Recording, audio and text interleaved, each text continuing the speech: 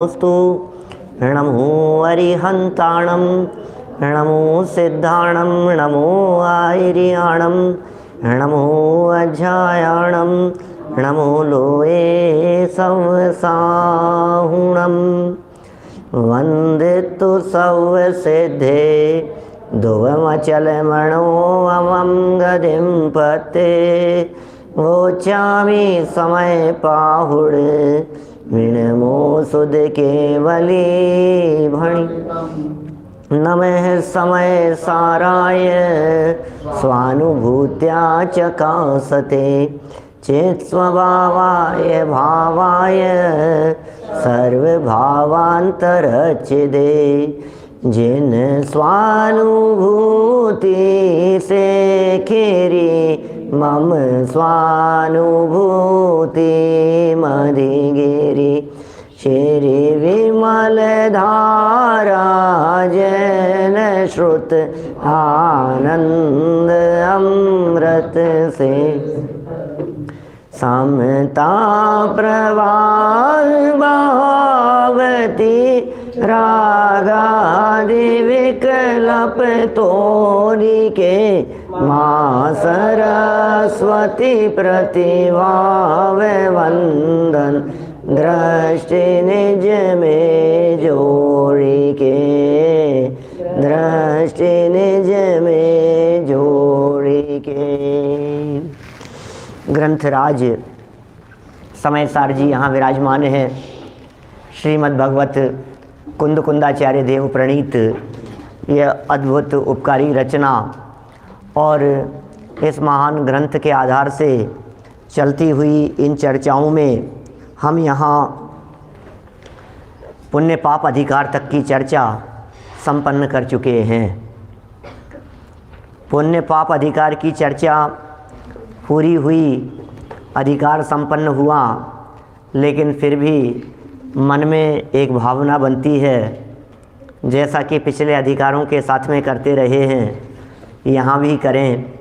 आज पुण्य पाप अधिकार का हम सार देख लें। हैं? नया पाठ प्रारंभ करें या पुराने का सार देखें? बोलो क्या करना है? सार देखना है, हैं?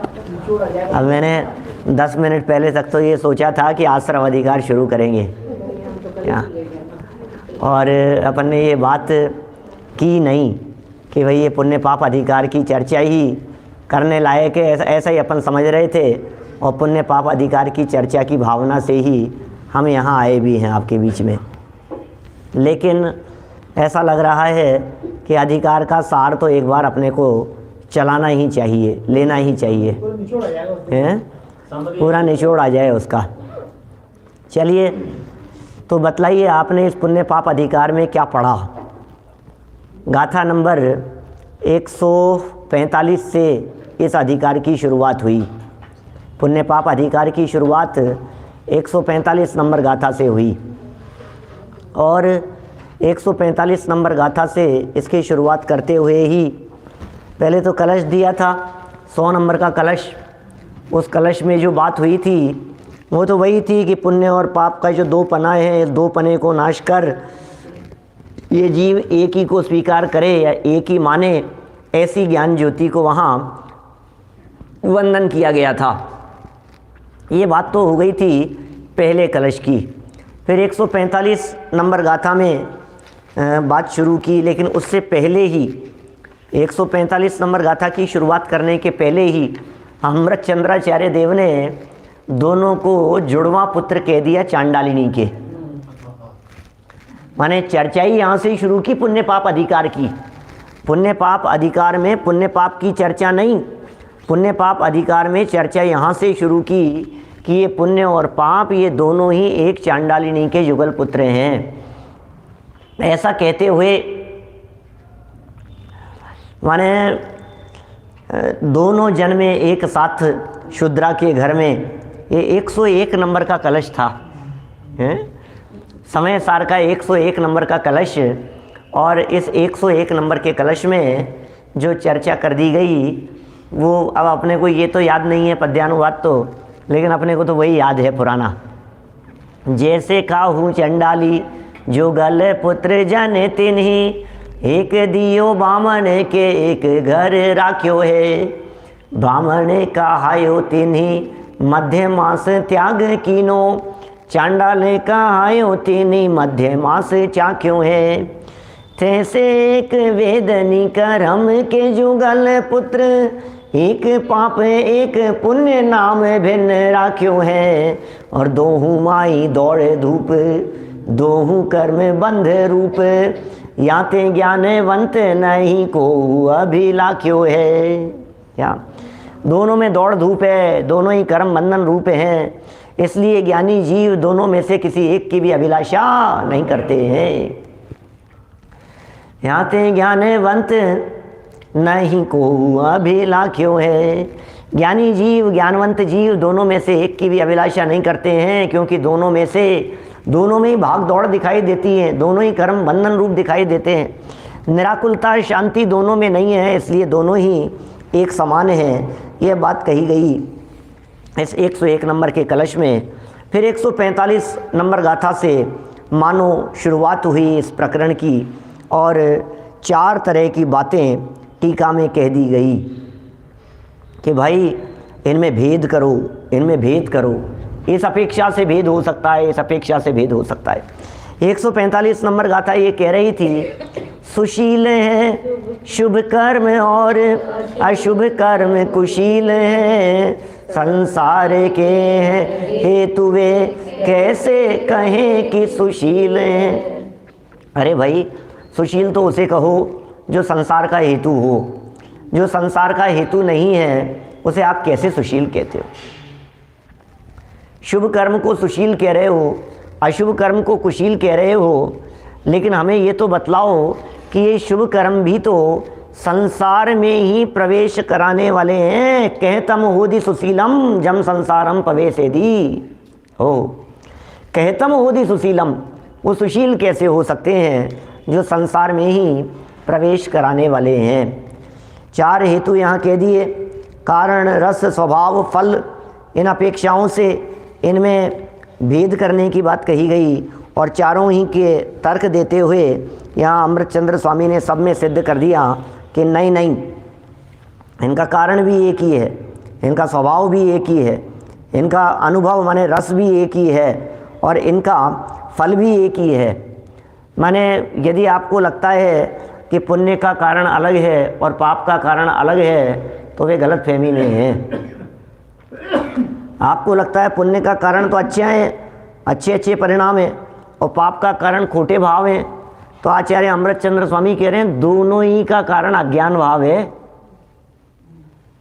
आपने पुण्य के कारणों को अच्छा समझा, व्रत शील संयम आदि को, और पाप के कारणों को बुरा समझा, तो बोले ये जो पुण्य और पाप के कारणों का भेद दिखाई दे रहा है, हमें एक बात बतलाइए, आपके भला करने के भावों से जब किसी का भला होता ही नहीं है, तो आपके भला करने के भाव तो निरर्थक ही सिद्ध हुए ना।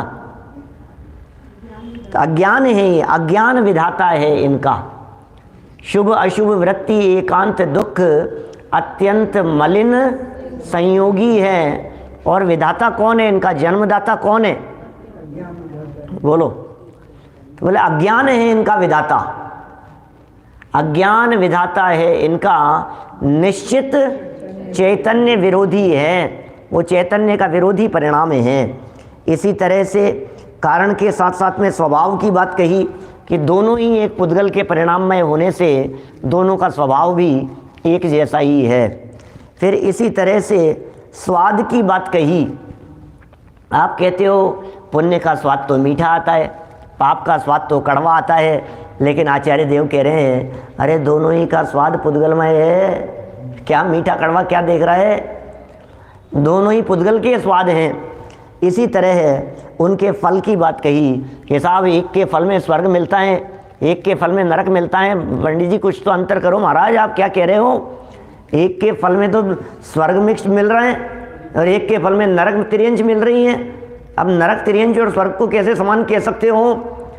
तो कहते हैं भाई ये तो दोनों ही हमें संसारी दिखाई देते हैं, ये दोनों जब हमें संसार ही दिखाई दे रहे हैं तो तुम इनमें क्या भेद करते हो? इनमें किसी भी तरह का भेद नहीं हो सकता है। इस तरह अभेद की चर्चा 145 नंबर गाथा और उसकी टीका में हुई। फिर 146 से 149 तक 4 गाथाओं का ग्रुप दिया। 146 से 149 तक। 146 नंबर गाथा में कहा, ज्यों लोह बेड़ी बांधती त्यों स्वर्ण की भी बांधती, इस भांति शुभ अशुभ दोनों कर्म बेड़ी बांधती। फिर दुशील के संसर्ग से स्वाधीनता का नाश हो, दुशील से संसर्ग एवं राग को तुम मत करो। जिस तरह कुत्सित शील जन को जान कर, पुरुष से संसर्ग एवं राग करना त्यागते, बस उस तरह ही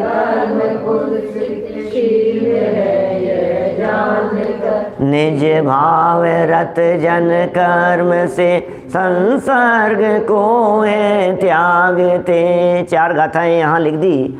4 गाथाओं में से जो पहली गाथा थी, वो पहली गाथा तो सबकी सुनी हुई गाथा है। जैसे लोहे की बेड़ी बांधती है, उसी तरह से सोने की बेड़ी भी बांधती ही है। बेड़ियाँ चाहे लोहे की हो चाहे सोने की हो, इस जीव की दृष्टि लोहे और सोने पर तो रहती है, लेकिन बंधन पर नहीं रहती है।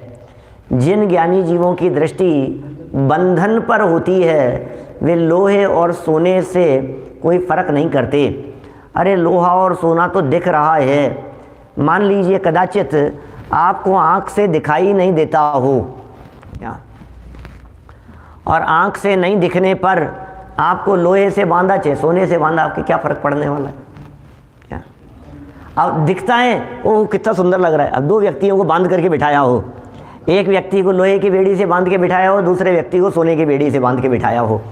अब दोनों को कुर्सी पर बांध दिया है। अब दोनों को टॉयलेट जाना है, क्या उठना है। अब बंधा है, उठ नहीं सकता है, तो बोलो दोनों को होने वाली तकलीफ़ में सोने वाले को तो तकलीफ़ कम होगी, हैं? लोहे वाले को थोड़ी सी ज़्यादा होगी, हैं? ऐसा होगा? दोनों ही परेशान हैं भाई, दोनों में ही परेशानी दिखाई देती है। और मैं तो यहाँ ऐसा प्रश्न पूछता हूँ इस प्रसंग पर हमेशा कि बोलो भाई साहब, आपको लोहे की से बंधना है कि सोने की से? कि नहीं पंडित जी बंधना ही नहीं है, हमें तो बंधना ही नहीं है। अच्छा, जो बेड़ियाँ जिससे बांधेंगे वो उसी की हो जाएगी क्या? अब ठीक है, कोई बात नहीं, अब लोहे की से तो अच्छा है, सोने की से ही बंध जाएं। अरे सोने की से ही बंध, अब फिर वो अपनी हो जाएगी तो फिर क्या है? अरे तो तुम्हें बंधन नहीं दिख रहा है?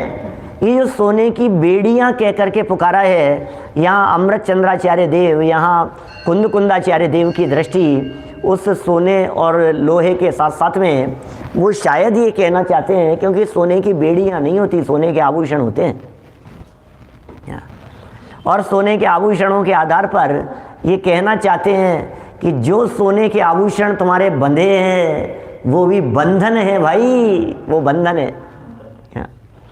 तुम्हें जो लग रहा है कि ये गले में चैन पड़ गई, ये गले में चैन नहीं पड़ी, ये बेचैन कर गई। क्या चैन बेचैन कर रही है? ये बेचैन कर रही है, ये चैन नहीं है। क्या ये कड़े हैं ना जो हाथ में बंधे हैं, ये बंधन है। ये जो आपने सेट पहन रखे हैं महंगे महंगे सोने के, ये सोने के सेट ये अपसेट करने वाले हैं। क्या आप सोच रहे हो कि सोने के सेट पहन रखे हैं हमने, इन सेट को पहने हुए आप नींद नहीं ले सकते हैं, आप चैन से सो नहीं सकते, तभी तो उतारते हैं। अरे नहीं, चुभते हैं। कहते हैं ना, वो सोना किस काम का जो सोना कान काटे, जो सोना कान काटे वो सोना किस काम का। तो इसी तरह से ये सारी बातें यहाँ बोले शुभ अशुभ दोनों कर्म की बेड़ियाँ ही हैं भाई साहब, इनमें अच्छे और बुरे का भेद करना ये योग्य नहीं है, ये अयोग्य बातें हैं। फिर नीचे की जो 3 गाथाएं लिखी कि यदि आप दुशील का संसर्ग करेंगे तो स्वाधीनता चली जाएगी, इसलिए दुशील से संसर्ग मत करो, राग से संसर्ग मत करो। क्या ठीक है? अब ये आगे की गाथा में कह रहे हैं, जिस तरह उस कुत्सित खोटे परिणाम वालों का संसर्ग करना छोड़ देते हैं ज्ञानी जीव, बस उसी तरह जो सज्जन पुरुष हैं वे राग के प्रति भी मोह करना छोड़ देते हैं, उससे संसर्ग नहीं करते, उससे समागम नहीं करते। राग का परिणाम तो राग का परिणाम है, राग का परिणाम भले ही अच्छा हो भले ही बुरा हो, लेकिन ये दोनों ही राग के परिणाम हैं, तो राग के ही परिणाम है, तो खोटे ही परिणाम भाई साहब। दोनों में से दो में न भली कोऊ, ऐसा लिखा बनारसी दास जी ने। दोनों में से कोई भी भला नहीं है, दोनों में से कोई भी अच्छा नहीं है, ये समझ लीजिए आप। अभी हम इस संदर्भ में वो जो दाग धब्बे लगने का एग्जाम्पल देते हैं वो यहाँ लगाइए आप। अभी तो चूँकि अधिकार छोटा सा है ना, और छोटे से अधिकार में अपन ने कितनी जल्दी चर्चाएं की है। अब इतनी जल्दी जितनी चर्चाएं हुई थी अब वापस रिपीट कर रहे हैं, तो फिर ऐसा लगता है कि अभी तो बतलाई थी ये बात। लेकिन पूरे अधिकार के सार में, क्योंकि आज बात कर ले में फिर कब करेंगे पुण्य पाप के बारे में। बोले निशान लग गया कपड़े पर, ये किसका निशान पसंद है आपको? हल्दी का हो, केसर का हो, कीचड़ का हो, हैं? रोड पर जाते समय कीचड़ उछल गया कपड़ों के ऊपर तो कपड़े गंदे ही कहलाते, गंदे हो गए भाई साहब, गंदे हो गए भाई साहब। ये क्या कर दिया, ये क्या उछाल दी, क्या लगा दिया आपने, ये ख़राब कर लिए। अब बच्चा कोई आज तो मंदिर आया था, छोटा बच्चा था, अब मंदिर आया, मंदिर आकर के उसने केसर को उठाई लगा रहा था और धुल दी उसने अपने ऊपर, धुल गई क्या। तो अब बोले अब मम्मी डांटेगी क्या? बोले आज क्यों डांटेगी, रोज़ाना जब मैं कीचड़ में गंदे कर लाता था तब तो डांटती थी, आज तो केसर लगी है, आज तो खुश होगी। बहुत खुश होता हुआ मम्मी के पास में गया और मम्मी ने खींच के चांटा मारा, नालायक तेरे को दिखता नहीं है क्या, खराब कपड़े खराब कर लिए। बोले मम्मी बहुत शुद्ध थी क्या, बहुत धुले हुए कपड़े पहन करके उन्होंने पीसा था उसको, मंदिर में लगी हुई थी, पवित्र है। बोले तुम कितनी भी पवित्र कहो लेकिन वो भी अशुद्धि ही उत्पन्न करने वाली है। माने बादाम का हलवा गिरे चाहे गंदगी गिरे, कीचड़ गिरे, मतलब कबूतर की बीट गिरे, कौवे की बीट गिरे मान लो क्या, और दूसरी तरफ बादाम का हलवा गिरे, बोले दोनों को एक खाते में रखते हैं। नवीन जी सिंगोली से क्या कह रहे हैं, दोनों ही एक ही खाते में हैं? बोले हाँ साहब बिल्कुल एक ही है। तो इसी तरह से दुशील हो या सुशील हो, ये दोनों ही एक समान ही कहे गए हैं, बस एक नहाया हुआ है एक बिना नहाया हुआ है, इतना सा फर्क है, बाकी दोनों की रगों में एक ही खून दौड़ रहा है। इस गाथा की टीका में बड़ा गजब का एग्जाम्पल दिया, वो अपने आप में ही एक सुंदर एग्जाम्पल है। हथनी का एग्जाम्पल दिया, कृत्रिम हथनी को सामने ला करके खड़ा किया। अब वो कृत्रिम हथनी उस हाथी को आकर्षित करती है और वो हाथी उस हथनी के चक्कर में आकर गड्ढे में गिर जाया करता है। ऐसा एक प्रसंग बनाया है और ये प्रसंग 3 रूपों में अपने को शास्त्रों में उपलब्ध होता है। एक राग के एग्जाम्पल के रूप में, एक द्वेष के एग्जाम्पल के रूप में और एक मोह के एग्जाम्पल के रूप में। मोह राग द्वेष के चक्कर में, ये तीनों ही चक्कर में ये हाथी उसमें उलझ जाता है। माने एक तो कृत्रिम सुंदर हथनी वहाँ खड़ी हुई थी, उसे देख करके वो वहाँ आया और उससे संसर्ग करने के लिए, राग करने के लिए उससे मोह परिणाम से दौड़ता हुआ आया और गड्ढे में गिर गया। दूसरा, अब एक कुट्टनी हथनी जो कृत्रिम मतलब क्या कहेंगे मायाचारिणी थी, उस हथनी के चक्कर में आया और फंस गया, है ना। और तीसरी भी इसी तरह से अज्ञान के कारण उससे बंध गया कि वो देख नहीं पाया और वो बंध गया। ये 3 एग्जाम्पल दिए हैं, 3 में से 2 यहाँ घटित किए हैं राग और द्वेष से संबंधित। अन्यत्र मोह परिणाम के संदर्भ में कहा है प्रवचन सारादि ग्रंथों के अंदर, जहाँ 84-85 गाथा के आसपास जहाँ ये एग्जाम्पल दिया है वहाँ उस तरह की बात की है। तभी राग और द्वेष के संदर्भ में जो बात कही गई उसको बड़ा सुंदर ढंग से घटित किया और कहा, देखो एक पेज नंबर 243 पर देखिए आप, यहीं से दृष्टांत की पंक्तियां पढ़ता हूं तो ये बड़ी मार्मिक पंक्तियां हैं। जंगली हाथियों को पकड़ने के लिए जंगल में एक बहुत बड़ा गड्ढा खोदा जाता है जंगली हाथियों को पकड़ने के लिए, और उसके ऊपर मिट्टी डालकर दूब घास झाड़ियाँ डाल दी जाती है जिससे ठोस ज़मीन सी प्रतीत होती है।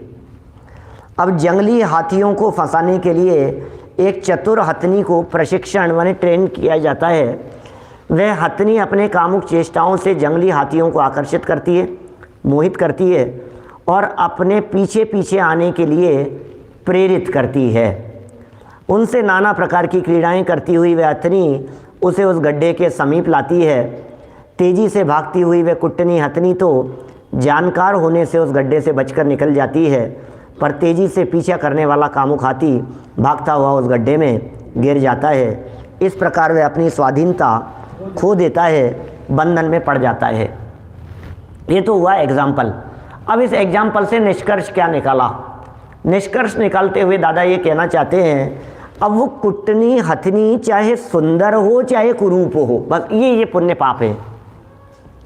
यदि वो सुंदर हैं तो पुण्य परिणाम है, यदि वो बदसूरत है तो पाप परिणाम है। क्या? अब सुंदर स्त्री हो चाहे बदसूरत स्त्री हो, दोनों ही बंधन के कारण है। पर उसके मोह में पड़ने वाला जो बंधन को प्राप्त हो रहा है हाथी, वो तो दुखी होगा ना। सुंदर स्त्री, बल्कि सुंदर स्त्री से मोह में फंस गया वो ज़्यादा दुखी होगा। क्या? मैं कहाँ मोह में फंस गया, और वो जो खोटी स्त्री के चक्कर में फंसा वो तो जानता ही है कि मैं तो फंसा ही था। मैंने खोटा काम करके अशुभ पाप भाव करके जीव बंधेगा, ये तो जानता ही था ना कि मुझे बंधना ही है। लेकिन अच्छे काम करके भी मैं बंध जाऊंगा, फंस जाऊंगा, ये तो मैंने सोचा नहीं था। किसी की भलाई करके भी मैं मारा जाऊंगा, पकड़ लिया जाऊंगा, ये तो मैंने सोचा भी नहीं था। तो ये दोनों तरह से बंधन की बात यहाँ कही गई। ये ज़बरदस्त एग्जाम्पल यहाँ इस 147 से 149 इन 3 गाथाओं की टीका में समझना चाहिए अपने को। वैसे तो 146 से 149 तक की गाथाओं की टीका में ये प्रकरण आया। जयसेन महाराज ने इनके लिए बड़ा गजब के दृष्टांत दिए इन्हीं गाथाओं की टीका में। वो पता है क्या कहते हैं? वो कहते हैं रूप लावण्य, सौभाग्य, कामदेव, इंद्र, अहमेंद्र, ख्याति, लाभ, पूजादि की भावना से, मतलब इन सब भावनाओं से यदि कोई व्यक्ति इन सब को करता हुआ भोगों की आकांक्षा एवं निदान से, कोई व्यक्ति इनकी आकांक्षा रखता है, मुझे इंद्र पद मिल जाएगा, मुझे चक्रवर्ती पद मिल जाएगा, मुझे ऐसा मिल जाएगा, मेरे साथ में ऐसा हो जाएगा, ऐसी भावनाएं रखता हुआ यदि कोई व्यक्ति दान, तप, व्रतशील, पूजादि को करता है, मैं दान क्यों दे रहा हूँ? अरे क्या करें, यहाँ भोगने की सामर्थ्य नहीं है, ले जाने की व्यवस्था नहीं है, क्या करेंगे? यहाँ यश कमा लो, यहाँ दुनिया में यश रहेगा और अगले जन्म में उसके फल में फिर मिलेंगे। भाई जब आप यहाँ भोग नहीं सकते हो और उपयोग में नहीं ले सकते हो और मरणासन्न दशा दिखाई दे रही है, तो अब उसको साथ में ले जाने का क्या तरीका है? ये तरीका है कि वो क्या तो दे दो। तो आपने यहाँ दान दिया, अगले भाव में तुम्हारे वो संपत्ति वैसे ही मिल जाएगी, ज़्यादा मिलेगी, बल्कि ज़्यादा मिल जाएगी, कई गुना होकर के मिलेगी। तो बोले इससे अच्छी और क्या व्यवस्था हो सकती है? ये विचार करके यदि कोई तपश्चरण करता है, कोई दान देता है, कोई भक्ति आदि करता है, उसके संबंध में 4 एग्जाम्पल दिए हैं बहुत खतरनाक। ध्यान देना।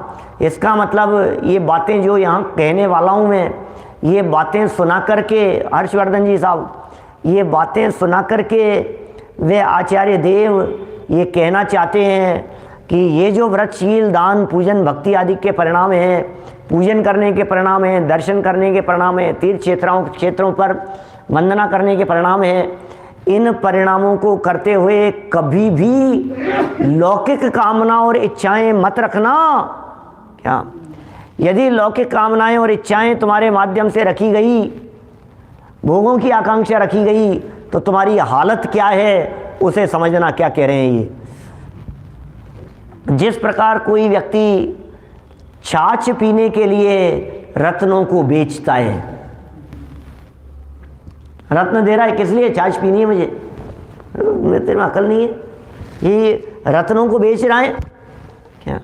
आइए जैन साहब, रत्न बेच रहा है छाछ पीने के लिए।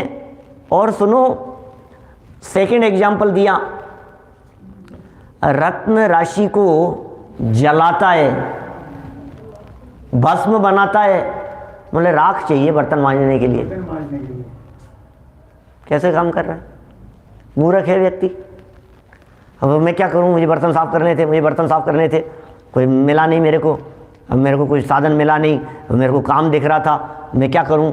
यहाँ आग तो जलने की व्यवस्था थी लेकिन कुछ दिख नहीं रहा था, तो अंदर मेरे को यहाँ बहुत सारे रत्न दिखे, रत्नों को रखा बर्तन में और उनको जला रहा हूँ, इनको राख बना रहा हूँ, इनसे राख बनाऊंगा फिर बर्तन साफ कर दूंगा।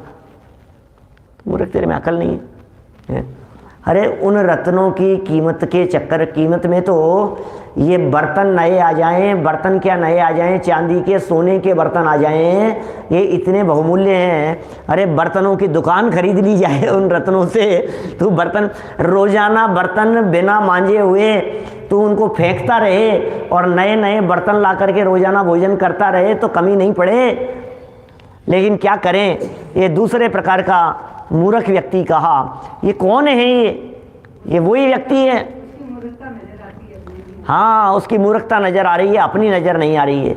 ये वही व्यक्ति हैं जो व्यक्ति इस पुण्य के फल में कुछ ना कुछ अपेक्षा और आकांक्षा अपने दिलो दिमाग में सजोए हुए हैं। अभी तो देखिए तीसरा व्यक्ति क्या कहते हैं, ये तीसरा व्यक्ति क्या कहते हैं, अरे भैया धागा चाहिए था, धागा, तो क्या करें?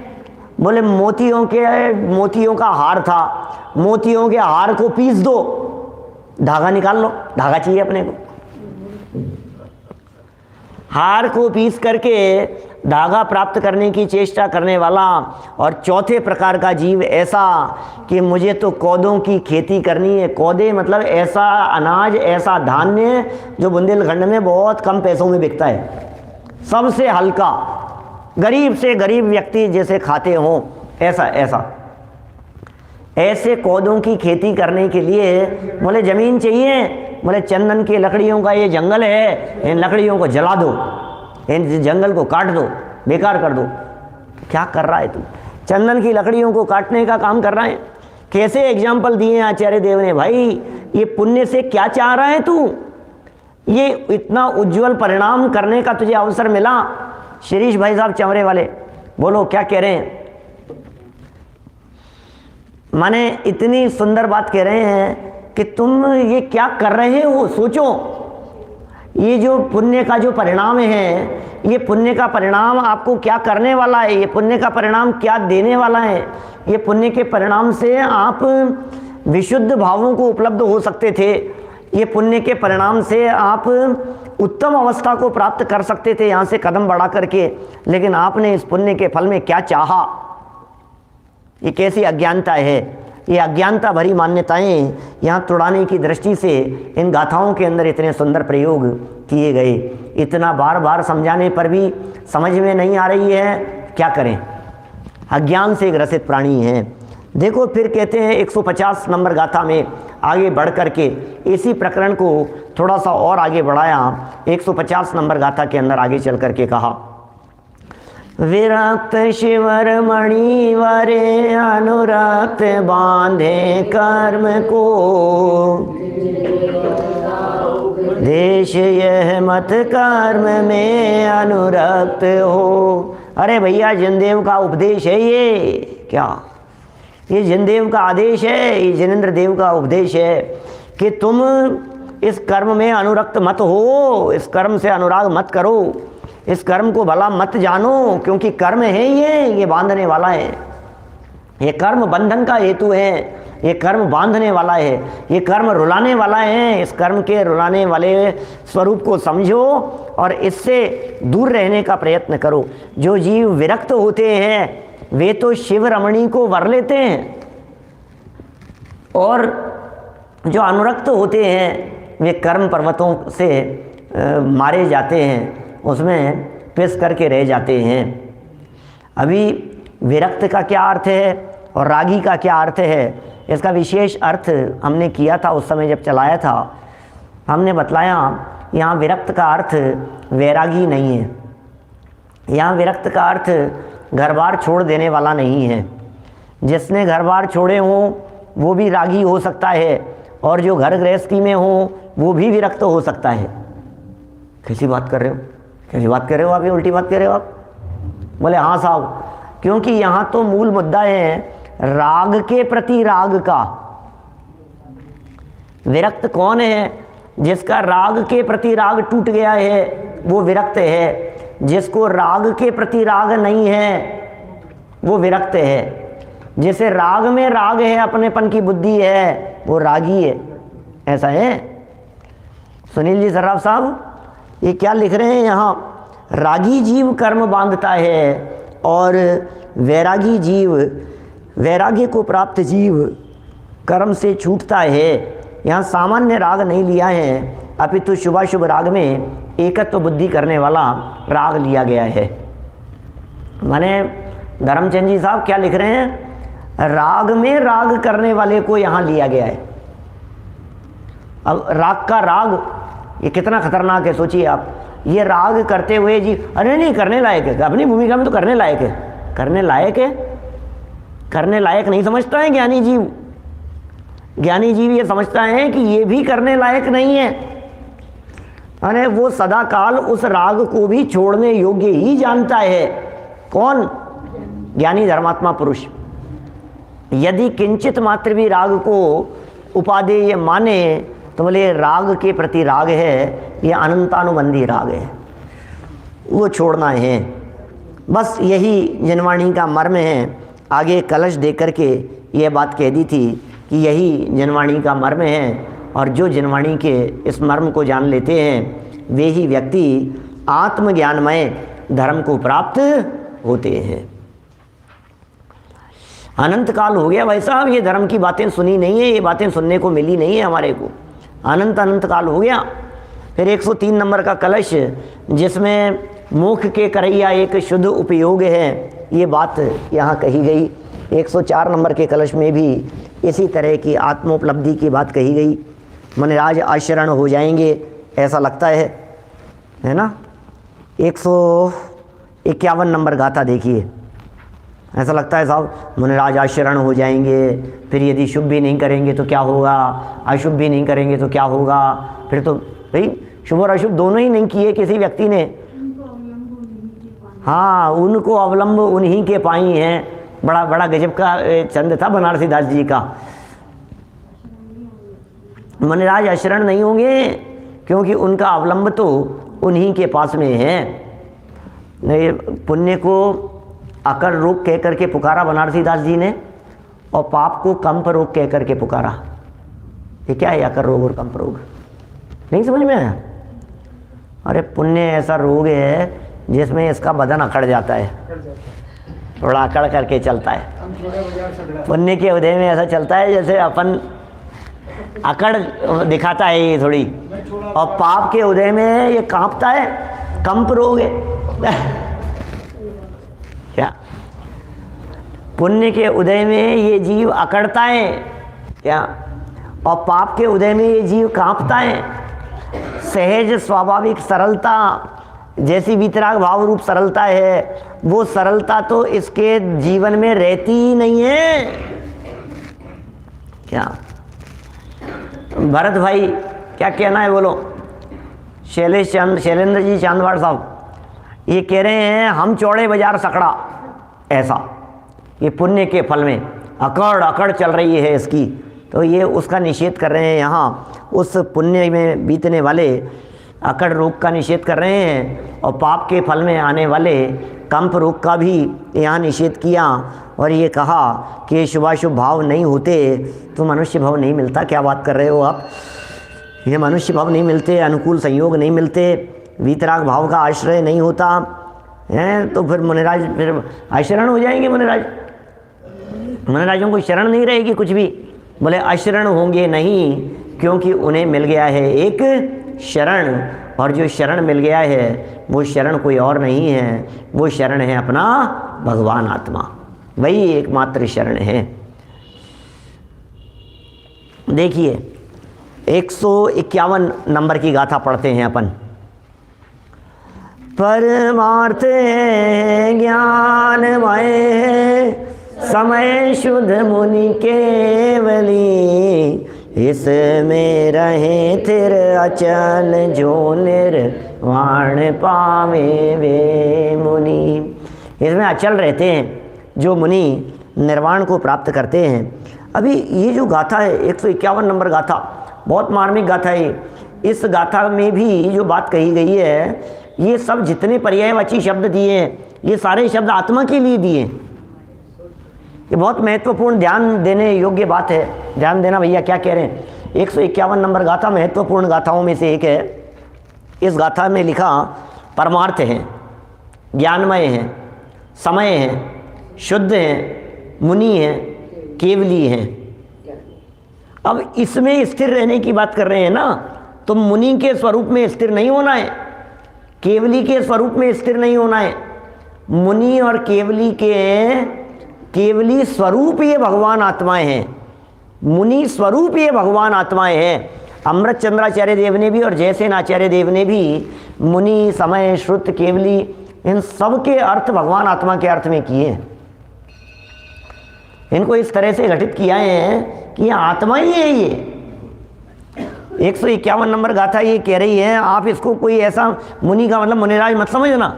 मुनिराज मतलब जो मनन करे, ऐसा जो आत्मा है, और जो ज्ञान से युक्त आत्मा है वही मुनि है।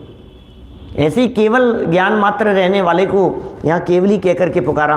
बड़े सुंदर शब्दों का यहाँ प्रयोग किया और उन सब शब्दों के माध्यम से एकमात्र गए भगवान आत्मा को ही दिखा दिया गया। परमार्थ हैं, परमार्थ तो आप जानते ही हैं। परमार्थ माने परम पदार्थ हैं। समय का अर्थ द्रव्य गुण पर्याय से युक्त वस्तु। समय सार, तो समय का अर्थ यही किया गया था पहले दूसरी गाथा तीसरी गाथा की टीका में, है ना। फिर समय के भी यहाँ 2-3 अर्थ किए। फिर शुद्ध का रागादि भावों से सदा काल रहित है, इसलिए शुद्ध है। विशुद्ध ज्ञान वाला होने से ज्ञानी है, और पर की सहायता से रहित होने के कारण ये जीव केवली है। केवल अपने में ही रहता है, इसलिए पर की सहायता की इसे ज़रूरत नहीं है, पर की सहायता इसमें होती नहीं है। इसलिए यही वास्तव में मुक्ति का हेतु है। और जो इस आत्म तत्व में स्थिर रहते हैं वे ही मुनि निर्वाण की प्राप्ति कर लेते हैं। ठीक है साहब, और आगे बढ़े 152 और 153 नंबर गाथा की तरफ आ जाओ। आगे 152 153 में क्या कह रहे हैं।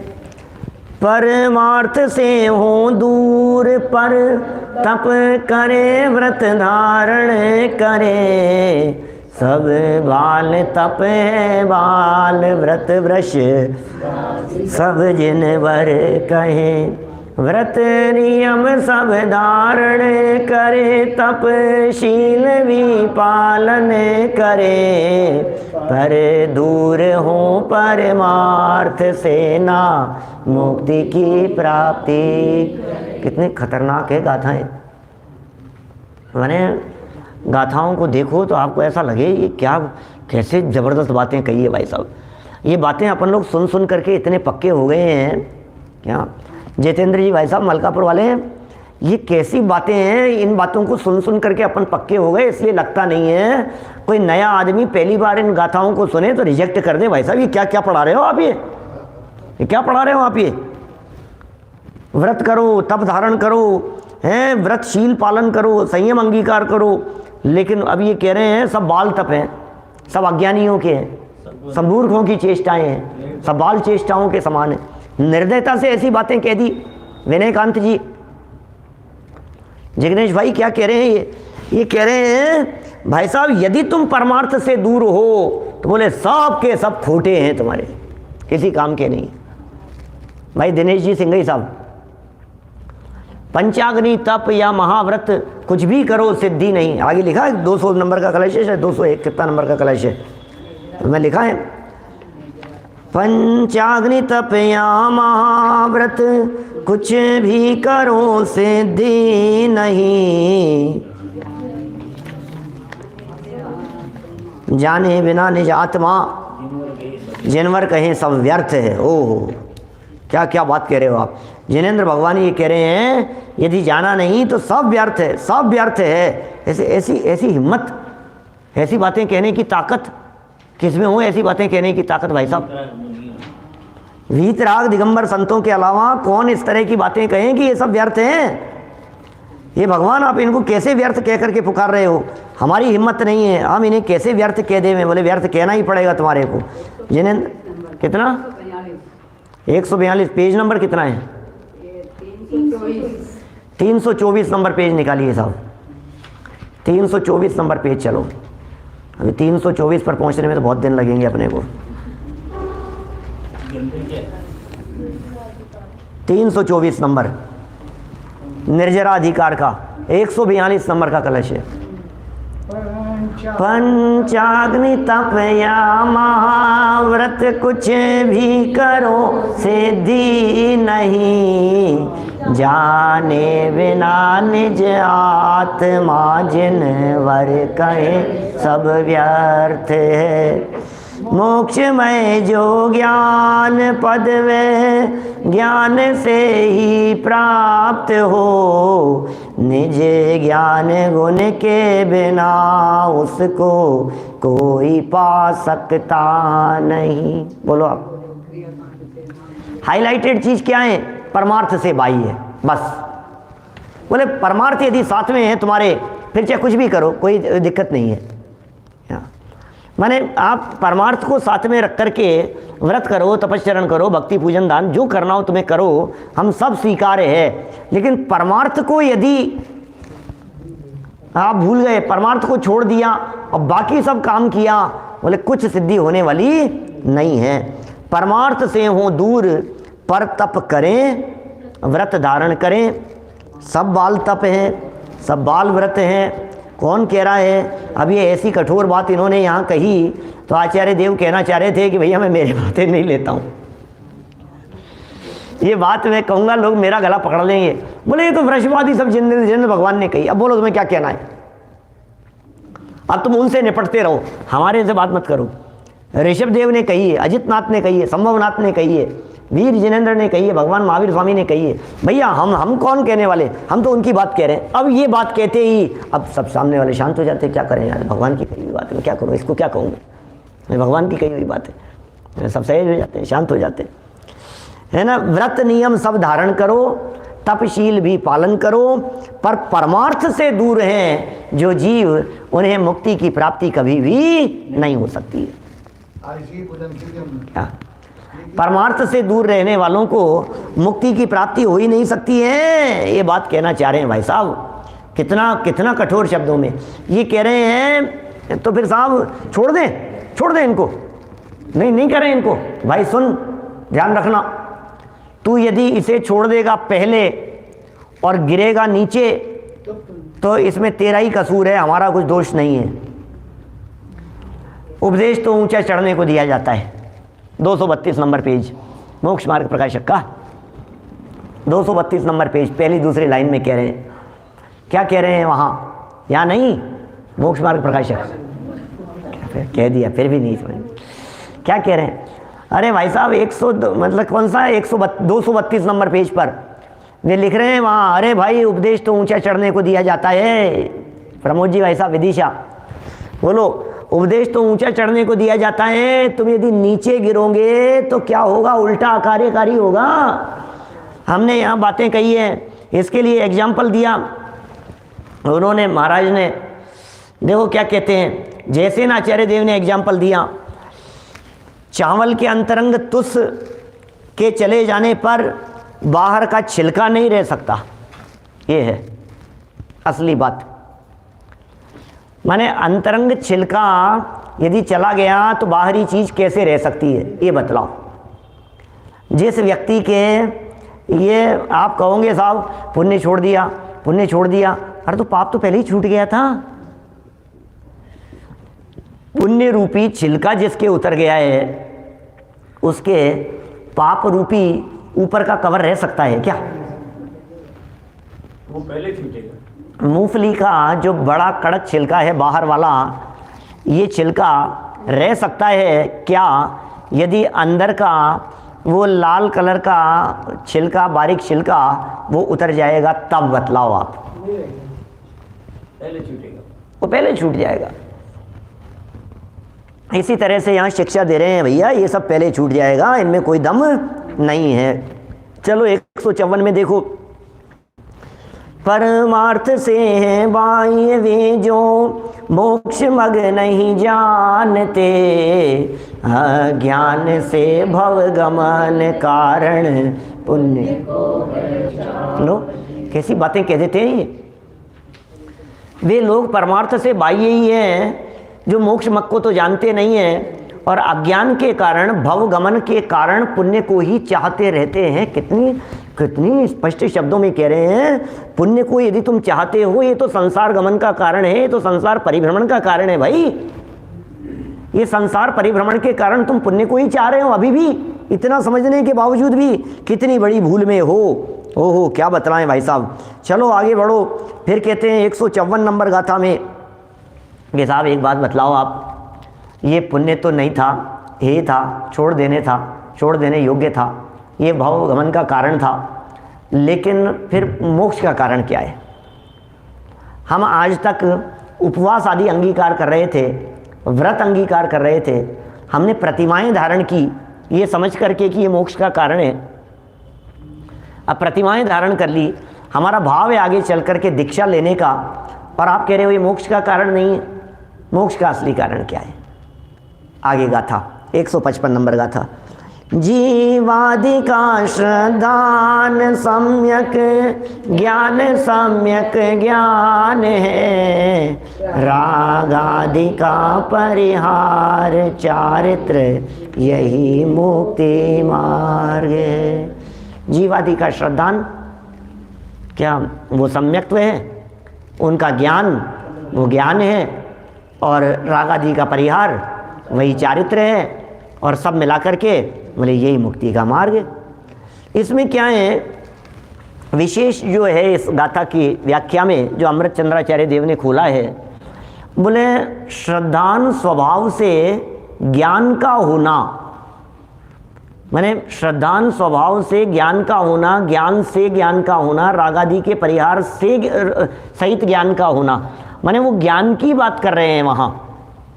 माने अमृत चंद्राचार्य देव जो टीका में व्याख्या की है, वो टीका में यहाँ ज्ञान, श्रद्धान और चारित्र को सबको ही ज्ञान कह करके पुकार रहे हैं। ये विशेष ध्यान देने योग्य बात है। और वहाँ ज्ञान का अर्थ ज्ञान नहीं किया है, ज्ञान का अर्थ आत्मा ही किया गया है। क्योंकि पीछे तो ये कहते हुए आए ना, ज्ञान ही मोक्ष का कारण है, ज्ञान ही मुक्ति का कारण है, और यहाँ रत्नत्रय मोक्ष का कारण लिख दिया कुंदकुंदाचार्य देव ने। तो बोले रत्नत्रय भी सब ज्ञान स्वरूप ही है। श्रद्धान के लिए आपने क्या किया? ज्ञान ही तो किया था, ज्ञान के लिए ज्ञान ही तो किया था, चारित्र के लिए भी ज्ञान ही तो किया था। तो सबको ज्ञान ही कह करके यहाँ ज्ञान की बात कही गई। 156 नंबर गाथा, ये बहुत अच्छी गाथा है, सुंदर गाथा है। अपन ने जब इसकी मूल गाथा जब देखी थी तब अपन ने इसका अर्थ किया था। मोतूर्ण निश्चय अट्ठम व्यवहारेण विदुषा पवट्टन्ति।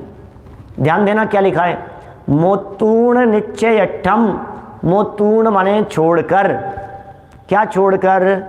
निश्चय अट्ठम, निश्चय के अर्थ को छोड़कर, व्यवहारेण व्यवहार के द्वारा ही विद्वान लोग प्रवर्तन करें। निश्चय को छोड़ दिया और व्यवहार में ही प्रवर्तन करें। लेकिन मोक्ष किसके कहा है? कर्म का क्षय तो उनके कहा है जो परमार्थ के आश्रित संत हैं, उन्हीं के कहा है। गाथा का एक दूसरे प्रकार से भी अर्थ निकलता है। वहाँ कहते हैं व्यवहारेण, व्यवहारे और न, सिर्फ स्पेस करना है।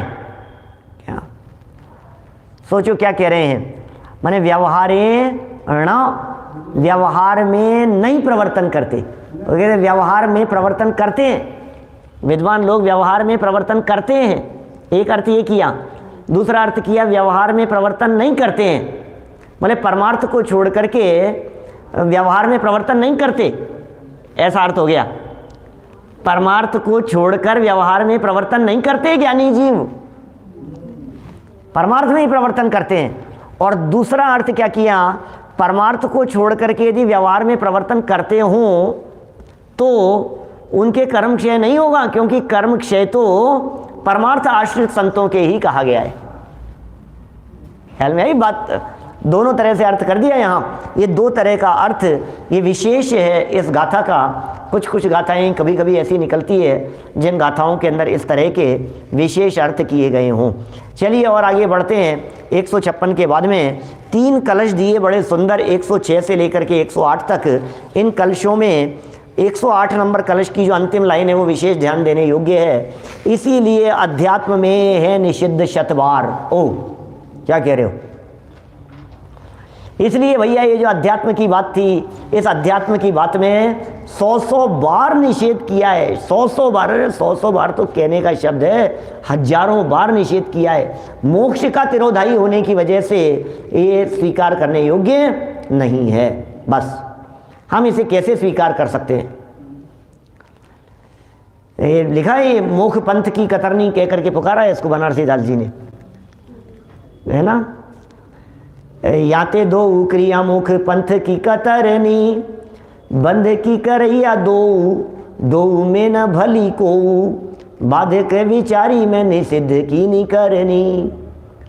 चलिए फिर इन तीनों ही बातों को जो यहाँ दर्शन ज्ञान चरित्र के संदर्भ में कहा था, उन्हें दृष्टांत सहित आचार्य देव ने 157, 58 और 159 में ये बात कही।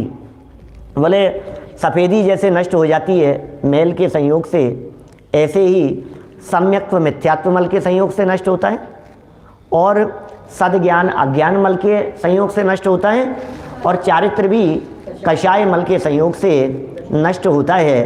तो इस तरह तीनों के नष्ट होने की यहाँ बात की गई। फिर 160 नंबर गाथा में सर्वदर्शी और सर्वज्ञानी वे कर्म रज से आच्छन्न हो। सर्वदर्शी और सर्वज्ञानी कौन, सबको देखने जानने के स्वभाव वाला ये आत्मा ही सर्वदर्शी है, सर्वज्ञानी है, और संसार को प्राप्त कर लेवे, सबको नहीं जाने।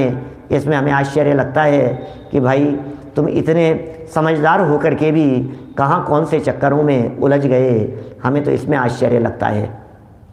फिर आगे 161, 62 और 63 इन 3 गाथाओं का ग्रुप, जिनमें यही कहा सम्यक्त्व प्रतिबंधक कर्म मिथ्यात्व को कहा, और मिथ्यात्व के उदय से ये जीव मिथ्या दृष्टि होता है ये जानना चाहिए। ज्ञान का प्रतिबंधक कर्म अज्ञान को कहा, अज्ञान के उदय से ये जीव अज्ञानी होता है ये जानना चाहिए। और चारित्र का प्रतिबंधक कर्म कषायों को कहा, और उसके उदय से ये जीव कषायों में चारित्रहीन होता है ये बात जाननी चाहिए। यहाँ मिथ्यात्व कर्म के उदय की जो बात कही गई, ये मिथ्यात्व कर्म का उदय का अर्थ जीव के परिणाम की बात है, मिथ्यात्व नामक कर्म प्रकृति के उदय की बात नहीं है। ये बात विशेष इन गाथाओं के संदर्भ में जानने योग्य है। माने इस तरह ये पुण्य पाप अधिकार यद्यपि यहाँ पूर्ण हो गया, लेकिन उसके बावजूद भी कुछ कलश यहाँ दिए गए, और कलश अपने आप में बहुत मार्मिक थे। सारे मुमुक्षुओं के लिए ये पुण्य और पाप सब त्याग करने योग्य है। फिर पुण्य और पाप के भेद की बात किस लिए करनी भाई साहब। और जब निज का ही रस जागृत होगा तो फिर ये ज्ञान का रस स्वयं में भी दौड़ा चला आएगा। ये 109 नंबर के कलश में बात कही। इसके बाद में हमने ये भी कहा था कि वो पुण्य अधिकार के साथ साथ में पाप अधिकार समाप्त होता है। फिर जो जैसे नाचार्य देव ने कहा पतित कराए वो पाप, है ना, स्वभाव से पतित कराए वो पाप, विरोधी होने से पाप, है ना, परलक्षी होने से पाप, बोले ये सब बातें पीछे कही गई थी। फिर 110 नंबर के कलश में ये कही भाई साहब कर्म धारा है, एक ज्ञान धारा है। कर्म धारा बंधमय होती है और ज्ञान धारा मुक्तिमय होती है। इस तरह से किसी भी तरह की आप भ्रांति नहीं रखो और कर्म धारा को कर्म में जानो, ज्ञान धारा को ज्ञान में जानो। इसके बाद जो सेकंड लास्ट कलश था 111 नंबर कलश, उसमें ये कही कर्म नय के पक्षपाती हैं, वे ज्ञान से अनभिज्ञ हैं, और जो ज्ञान नय के पक्षपाती होते हैं माने अकेले ज्ञान की बातें करते हैं, वे भी स्वच्छंद होते हैं, वे भी आलसी होते हैं। इसलिए प्रमाद के वशीभूत नहीं हुए और ज्ञान में प्रवर्तन करें। माने ये एक प्रकार से समझ लीजिए अंत में बैलेंस बनाने के लिए अमृत चंद्राचार्य देव ने ये बात कही कि कोई व्यक्ति ऐसा नहीं समझ लेवे कि सब छोड़ दो भाई साहब, सब छोड़ दो, ये तो सब छोड़ दो। अरे नहीं भाई, स्वच्छंदी नहीं होना है, स्वच्छंदी नहीं होना है, इस बात को स्वीकार करें। 112 नंबर का अंतिम कलश पुण्य पाप अधिकार का, उसमें तो उस ज्ञान ज्योति को वंदन किया जिस ज्ञान ज्योति ने पुण्य और पाप दोनों को समान जान लिया, दोनों को एक ही कर्म के संतान जान लिया, उसे यहाँ वंदन किया गया। इस तरह आज अपन ने पुण्य पाप अधिकार को एक बार दोबारा देखा है। कल से आश्रव अधिकार की चर्चा को हम शुरू करेंगे। अभिजनवाणी स्तुति। निज निधि निज में बताई यह अनंत उपकार है, उसके लिए जिन वाणी माँ को वंदना शतवार है, वंदना शत